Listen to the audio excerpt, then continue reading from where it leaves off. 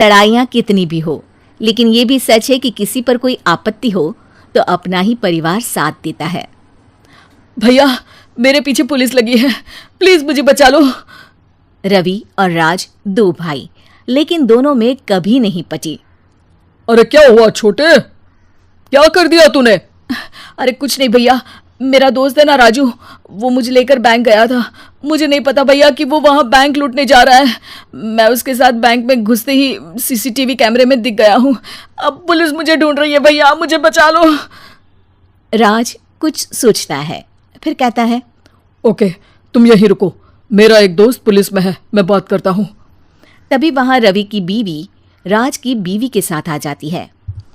तुम लोगों के घर जब तक पुलिस का आना जाना है, बच्चों को यहीं छोड़ दो, उन पर असर ठीक नहीं पड़ेगा। तभी वहां पुलिस आ जाती है। चलो चलो, कौन है रवि, थाने चलो। मैंने कुछ नहीं किया, मुझे कुछ नहीं पता। अरे वो तो पुलिस स्टेशन चलकर ही पता चलेगा कि कुछ पता है कि नहीं, चलो। कहानी का फ्लैशबैक।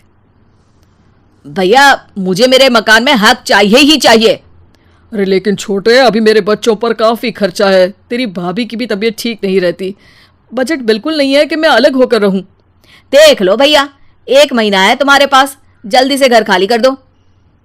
अरे कैसी बात कर रहे हैं भैया, मेरे शरीर में अभी इतनी हिम्मत भी नहीं कि घर को खाली करें। तो क्यों अपना पोषण बेचा भाभी?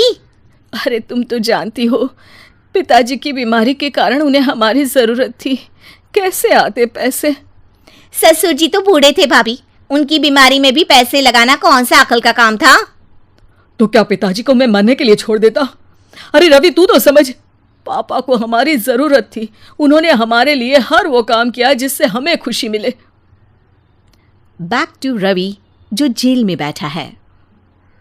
ये मैंने क्या कर दिया था? मैं ना पिता का हुआ ना ही भैया का, मेरे साथ जो हो रहा है ठीक ही हो रहा है। तभी वहां पुलिस वाला आता है। रवि, तुमसे कोई मिलने आया है। भाभी आप यहाँ क्यों आई? पुलिस स्टेशन है ये भाभी। भैया आपकी जगह मेरा भाई होता तो क्या मैं नहीं आती? अच्छा ये खाना ले लीजिए, खा लीजिएगा। आपके भैया लगे हैं वकीलों और पुलिस वालों से बात करने में, डरने की कोई बात नहीं, जब आपने गुनाह किया ही नहीं तो सजा भी नहीं मिलेगी। रवि भाभी को देखकर रोने लगता है। घर में साक्षी चुपचाप बैठी होती है कि तभी सोनम कहती है, अरे साक्षी क्या हुआ, परेशान क्यों हो रही हो? भाभी अभी अभी पुलिस स्टेशन से खबर आई है, इन्हें बड़े जेल में शिफ्ट किया जा रहा है, मैं क्या करूंगी भाभी? रो मत, हम अच्छे से अच्छा वकील करेंगे। लेकिन उसमें तो बड़े पैसे लगेंगे दीदी, हम इतना पैसा कहाँ से लाएंगे?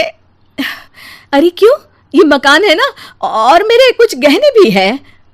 साक्षी की आंखों में पानी आ जाता है। पर दीदी ये तो आप और भैया की मेहनत की कमाई है। पापा के बाद भी तो हम लोगों का सब खत्म हो गया था, पापा को तो बचा नहीं पाए, लेकिन भैया को जरूर बचा लेंगे, और भगवान चाहेंगे ना तो दोनों भाई मिलकर इससे भी बड़ा मकान खड़ा कर लेंगे। साक्षी। थोड़ी देर में राज वहां आता है। सोनम सही कह रही है साक्षी, पैसों की कमी के कारण किसी भी बेगुनाह को सजा नहीं मिलती। राज एक अच्छा सा वकील करता है। सोनम और साक्षी बचाए पैसे और अपने गहनों को बेचकर रवि का केस लड़ते हैं और जल्द ही रवि जेल से बाहर आ जाता है। रवि राज को गले लगाकर कहता है, भैया मुझे माफ कर दो, मुझे साक्षी ने सब कुछ बताया है। भैया आपने मुझ पर विश्वास किया, मेरे लिए दिन रात मेहनत की, भाभी ने अपने गहने तक बेच दिए। भैया आपने तो पापा के लिए भी पैसे नहीं देखे, लेकिन मैं बहुत ही सेल्फिश निकला। भैया एक आखिरी बार मुझे माफ कर दो, मैं शर्मिंदा हूँ। अरे भाई अपने तो अपने ही होते हैं, पापा ने हमारे लिए क्या नहीं किया ये तुम्हें बताने की ज़रूरत नहीं है मुझे। और फिर तू तो मेरा भाई है, पैसे से बढ़कर रिश्ते होते हैं भाई।